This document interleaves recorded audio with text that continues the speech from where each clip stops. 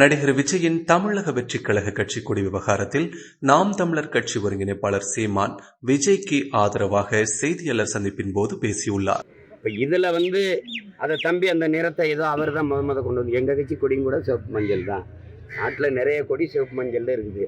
இப்போ நான் உங்க சிவப்பு மஞ்சள் உங்களுக்கு எப்போ நீர் காற்று இது செடி கொடி இதெல்லாம் எல்லாருக்கும் போதும்.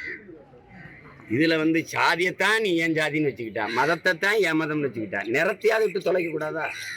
சரி, சிவப்பு மஞ்சள் உங்கள் நிறம், இந்த வான வெள்ள சிவப்பு மஞ்சள் இருக்கு.